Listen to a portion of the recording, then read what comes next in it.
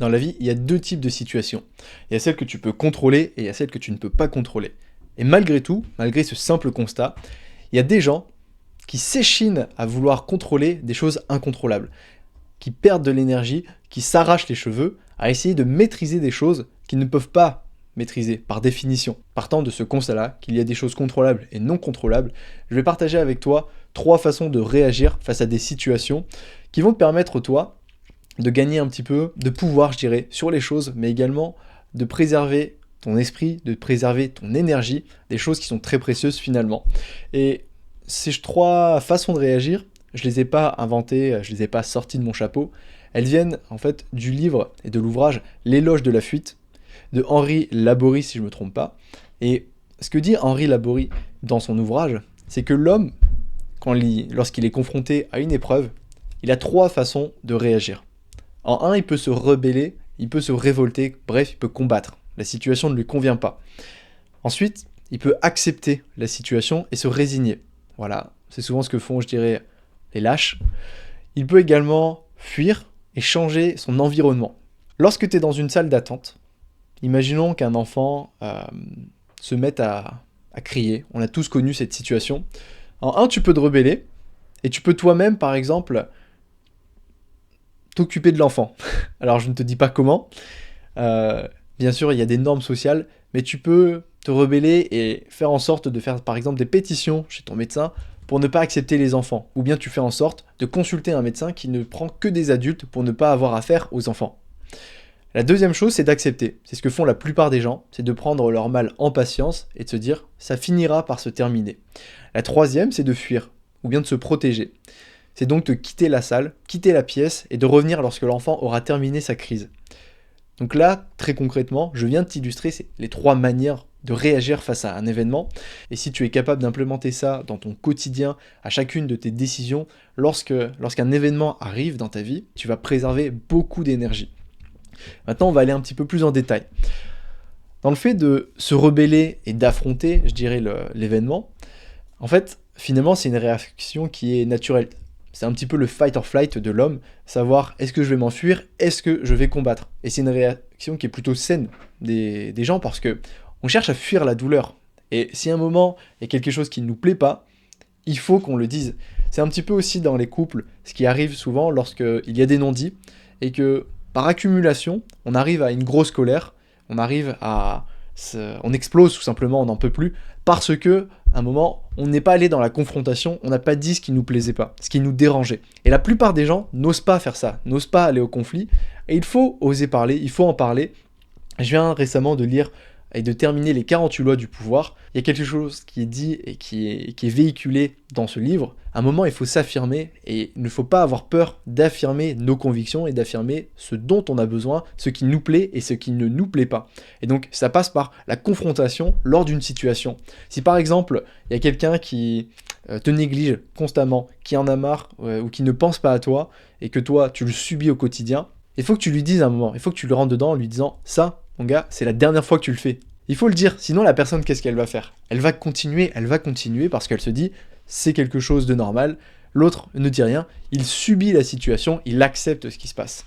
Et tu fais ce que tu veux, mais j'ai réalisé que bien souvent, savoir montrer un petit peu l'écrou, ça t'aide beaucoup et ça te sert beaucoup plus que tu ne le penses. Il faut arrêter de rester dans sa niche et des fois, il faut juste assumer en fait qui tu es, assumer tes désirs, assumer tes besoins. N'hésite pas à parler, n'hésite pas à dire les choses qui te déplaisent pour bouger en fait, faire bouger les choses pour que ce soit non pas toi-même qui t'adapte à ton environnement, mais ton environnement qui s'adapte à toi. C'est toi qui fais changer les choses. Bien sûr, c'est pas toujours possible, il faut faire bien sûr les deux, mais il y a quelque chose à faire, il faut que tu le fasses, il faut l'utiliser à bon escient. Ensuite, le deuxième cas, c'est d'accepter, c'est de rester passif, c'est le fait de réprimer, je dirais, sa rancœur et d'agir comme si de rien n'était. En fait, on fait l'autruche, on ignore, on se met dans sa propre bulle et on ignore ce qui se passe. C'est pas toujours facile et c'est pas toujours possible, mais je prends l'exemple qui me vient en tête le plus souvent, et là c'est maintenant, c'est tout simplement les gens qui sont dans le salariat, qui ont une vie qui ne leur convient pas, mais qui finalement font l'autruche et acceptent la situation telle qu'elle est, plutôt que de chercher à s'émanciper, plutôt que de chercher à produire et à construire quelque chose, la situation ne leur convient pas, mais ils acceptent. Là, ça fait écho à un autre, je dirais, à un autre projet, à un autre... Là, ça fait écho directement à un autre concept. En psychologie, j'ai plus le nom exact. Mais pour bouger les choses d'une rive à l'autre, on a la balance ici de je ne fais rien et celle-ci de l'action, de la motivation. Pour passer à l'action, il y a un entre-deux ici, comme un goulot. Et lorsque les personnes sont dans une situation qui ne leur convienne pas, elles se retrouvent ici dans ce goulot, dans un entre-deux où la situation est désagréable, mais pas assez désagréable pour me bouger. Elle n'est pas assez désagréable pour devenir insupportable au point de passer à l'action. Et c'est souvent le piège dans lequel beaucoup de personnes tombent, malheureusement. Après, chacun est grand, chacun fait ses choix, chacun fait sa vie et voit midi à sa porte. J'ai aucun problème avec ça. Juste que maintenant, je suis beaucoup plus incisif et beaucoup plus tranchant avec moi-même et avec les autres. Je sais ce que je veux et ce que je ne veux pas. Et j'hésite pas en fait à faire fi de certaines choses. Et lorsque les situations le demandent, accepter par exemple la douleur, accepter d'avoir mal, embrasser la douleur, notamment dans des séances de sport. Là, je suis en train de préparer mon marathon, c'est pas toujours facile. Des fois, j'ai mal et j'ai pas envie d'aller courir, et pourtant je le fais. Et là, ce qui se passe, c'est que j'accepte les choses. Je subis entre guillemets mon planning parce que je sais que c'est la bonne chose à faire, mais je vais pas me révolter pour changer et me dire allez, c'est bon, c'est la fête, j'arrête de faire des vidéos. Non.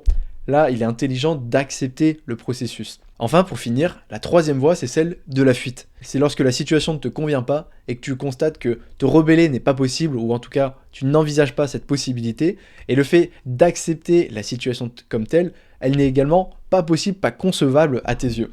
Donc la fuite, il y a plusieurs fuites possibles, je dirais, il y a trois façons de fuir. Premièrement, et je dirais la plus répandue, on a la fuite chimique, psychosomatique.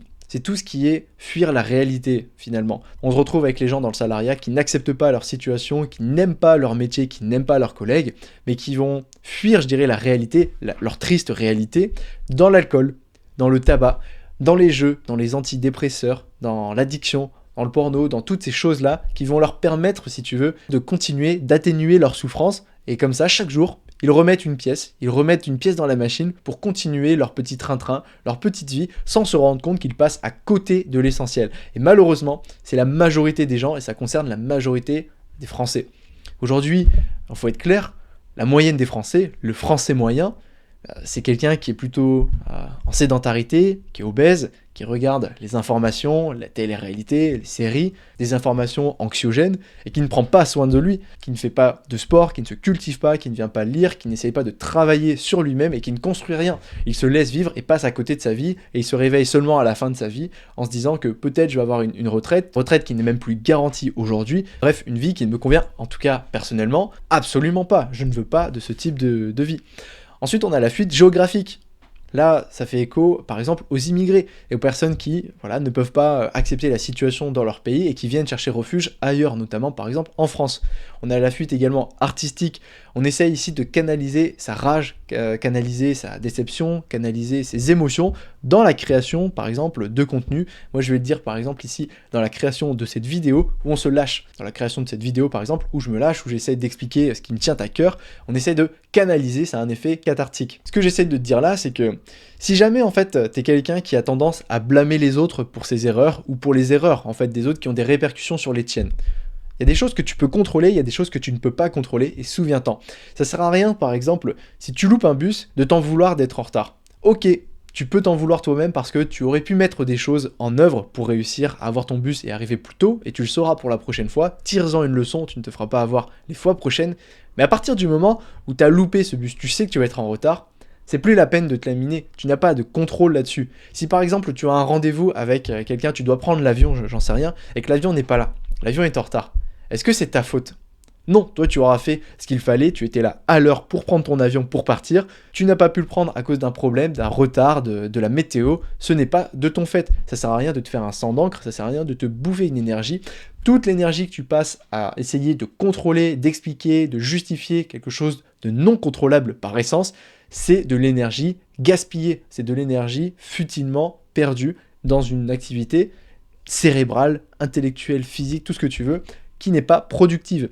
Tu dois toi-même en fait te recentrer sur les choses importantes, sur lesquelles tu as un véritable contrôle qui vont te permettre toi d'avancer sur tes projets et essayer d'en tirer des leçons pour toi-même, je dirais, devenir meilleur, apprendre de tes erreurs. C'est un peu le principe de la vie, en tout cas je l'espère, c'est essayer d'apprendre de ses erreurs pour devenir meilleur. Moi j'aspire pas à rester dans mon canapé toute la journée et attendre que ça se passe. J'ai envie de construire quelque chose de grand qui a de l'impact sur ce monde, et pour ça, je ferai les efforts qu'il faut pour atteindre cet objectif.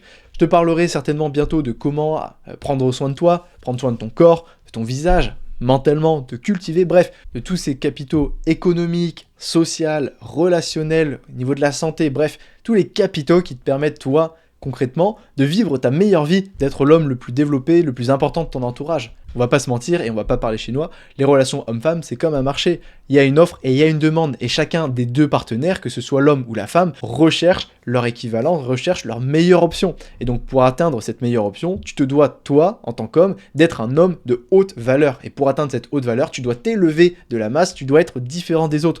Heureusement pour toi, aujourd'hui, il n'a jamais été aussi facile que de se démarquer de la masse. Il n'a jamais été aussi facile d'être différent, d'être meilleur et de sortir du lot. Maintenant, c'est à toi de passer à l'action, c'est à toi de te motiver pour faire ça. Allez, ciao ciao, on se fait des bisous, je te dis à la prochaine.